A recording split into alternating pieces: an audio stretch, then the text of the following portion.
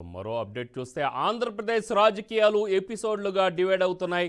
లడ్డూ వివాదం, పవన్ కళ్యాణ్ వ్యాఖ్యలు, డిక్లరేషన్ వివాదం ఇలా అంశాల వారీగా హాట్ టాపిక్ అవుతున్నాయి. ఇప్పుడు పవన్ కళ్యాణ్ ఏమంటారో అనే చర్చ మొదలవుతోంది. పవన్ కళ్యాణ్ ఇటీవల చేసిన వ్యాఖ్యల వల్ల పాజిటివ్ రెస్పాన్స్ కంటే నెగిటివ్ రెస్పాన్స్ ఎక్కువగా వచ్చిందనే వాదనలు వినిపిస్తున్నాయి. వీటిపై ఆయన అభిమానులు సైతం ఆశ్చర్యపోతున్నారు. అధినేత నుంచి తాము కోరుకుంటున్నది ఇది కాదని, సంథింగ్ రాంగ్ జరుగుతున్నట్లేనని అనుమానిస్తున్నారు. ఎప్పుడూ లేనిది పవన్ కళ్యాణ్ సడన్గా సనాతన ధర్మాన్ని హైలైట్ చేయడం, ప్రాయశ్చిత్త దీక్ష చేపట్టడం అంశాలు నెగిటివ్ టాక్ తెచ్చాయనే భావనలో ఉన్నారు.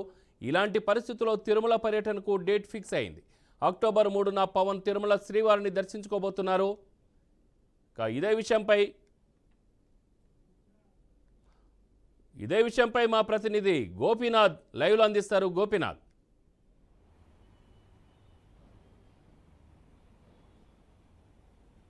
రామారావు గారు, మొత్తం మీద అంటే గత 10 రోజుల నుంచి కూడా జనసేన పార్టీ అధినేత డిప్యూటీ సీఎం పవన్ కళ్యాణ్ ఎందుకంటే శ్రీవారి లడ్డూ ప్రసాదాలు అనిమల్స్ ఫ్యాట్స్ కలిసిన నెయ్యి కలిసిన నేపథ్యంలో ప్రాయశ్చిత్త దీక్ష అనేది చేస్తున్నారు. ఇంద్రకీలాద్రిలో ఆయన ప్రత్యేక పూజల అనంతరం గత 10 రోజుల నుంచి కూడా ఆ రకమైన దీక్ష చేస్తున్నారు. అయితే ఇది రేపటికి 10వ రోజుకి 11వ రోజుకి చేరుకుంటుంది. అందులో భాగంగా రేపు తిరుపతికి రాబోతున్నారు. తిరుపతికి వచ్చిన తర్వాత ఇక్కడ నుంచి కూడా నేరుగా తిరుమలకి వెళ్తారు. అయితే కాలుబాటకుండా నడుచుకుంటూ వెళ్ళి స్వామివారిని దర్శనం, ఎల్లుండి మార్నింగ్ స్వామివారిని దర్శనం చేసుకోబోతున్నారు.